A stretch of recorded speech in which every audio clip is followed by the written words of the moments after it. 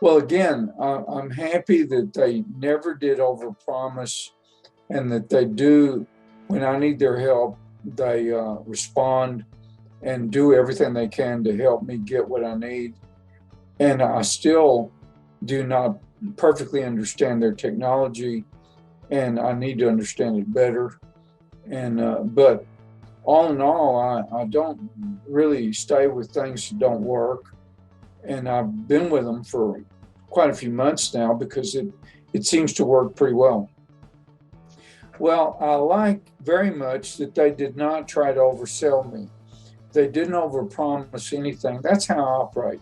I try to uh, uh, underpromise and then overperform. And I think they did that with me. They told me I might get half a dozen cases a month, and I have gotten about that many, maybe more a few times. But they are. I have had very good uh, people at LegalMatch that have responded quickly. If I have an appointment but I don't have their phone number, I call. They call me back quickly, and they do their best to get me whatever I need. I don't understand all the technology because as far as technology goes, I'm sort of a dinosaur. I've got very smart technology savvy people here, and they're younger and they love it.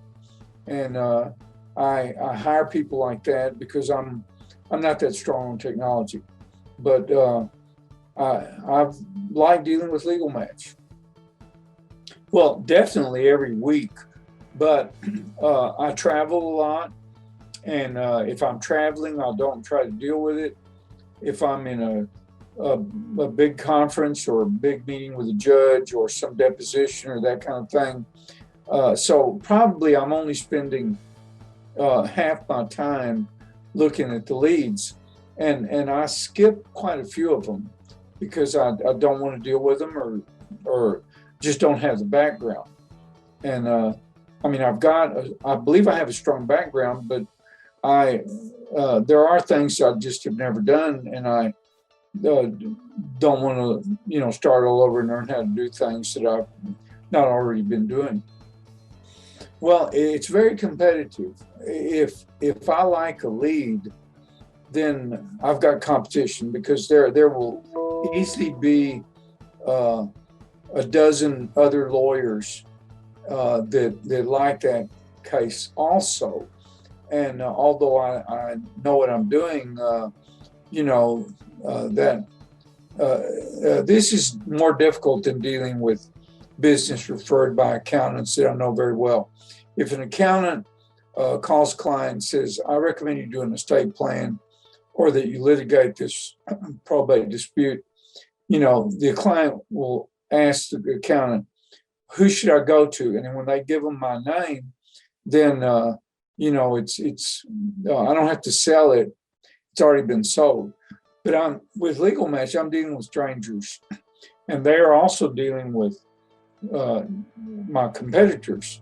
And I know what I'm telling them, but I think some of my competitors, well, for example, with all of these, there is price competition, and I, I mean, I think I'm good at what I'm doing. I may not be the best salesman at selling these, and I lose business to other people out there, competitors that are better salesmen than I am. And actually, I don't know why I get the cases I get, and I don't know why I don't get the ones I don't get. And I'll never know that. I just take each one and do my best on it and make a living in the process.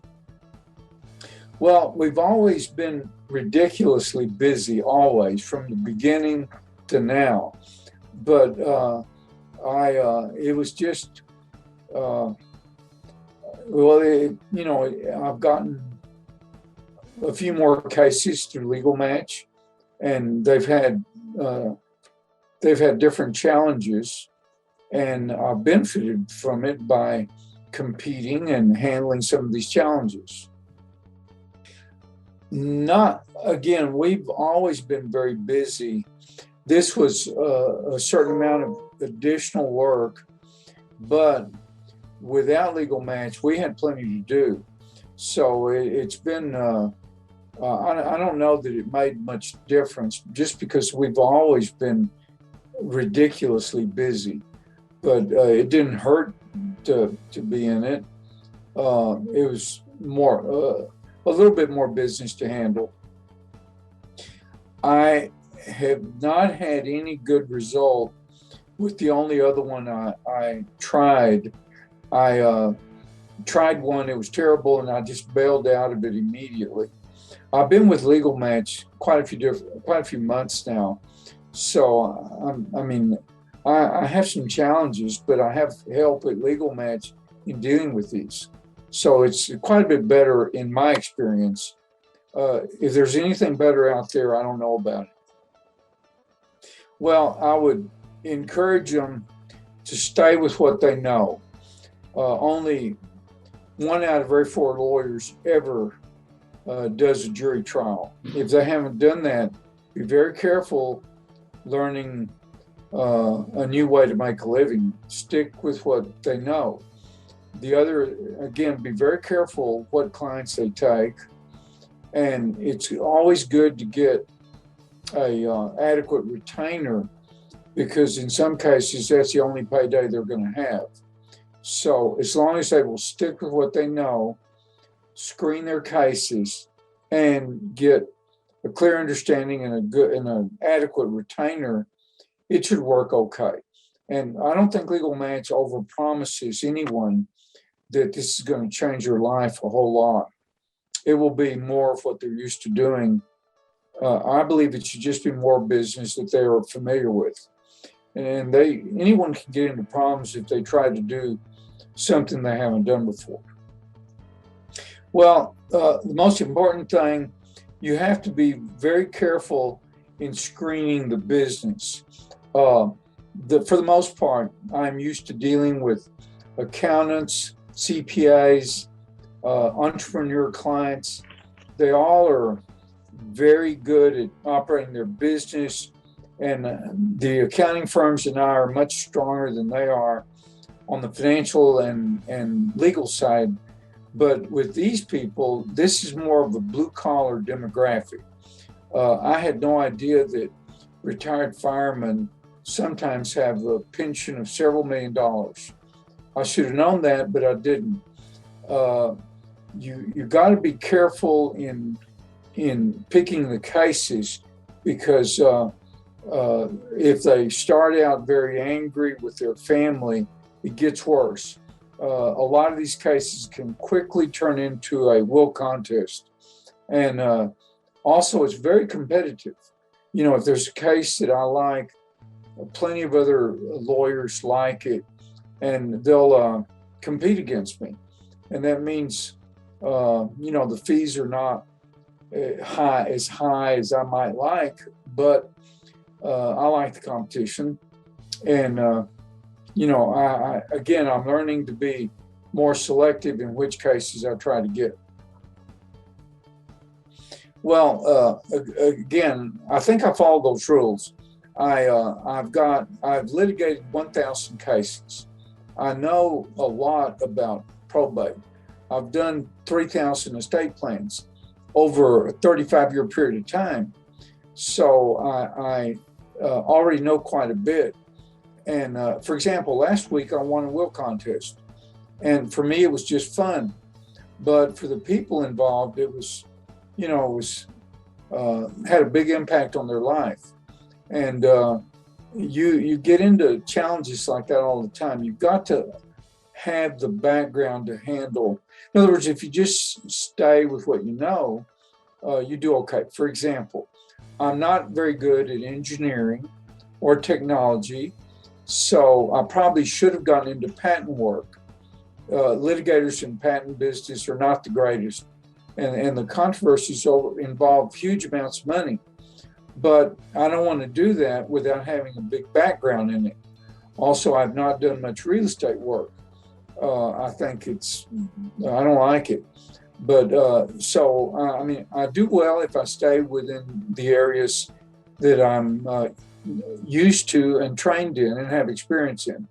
And I think in dealing with LegalMatch, I have to stick with what I know and do my best. And that seems to work. Well, they just be very careful in reviewing the leads, be very careful in communicating, and make sure that they are adequately communicating with these people, because you can have misunderstandings very quickly. It's almost like, again, a lot of this is a foreign language to most of the people they're going to be dealing with. And even if these people have been very, very successful, most of them are not used to dealing with lawyers. And the other thing, they should be very careful or stay away from people that have very unrealistic expectations. Or, for example, I'll never forget one. A woman advertised that she needed to inherit the house because she was disabled and all of her siblings had houses. She didn't have a house, so she wanted to inherit 100% of this house. There was no will. Well, Texas laws of descent and distribution provide, in her case, it would have gone to all the siblings equally. And there was no way that I could ask a judge to give her 100% when black letter Texas law says it goes to all the siblings. And so that was a case that I didn't want to deal with. And there are many cases where there's, if you're not careful, you get them into a misunderstanding with a client, and then there are problems.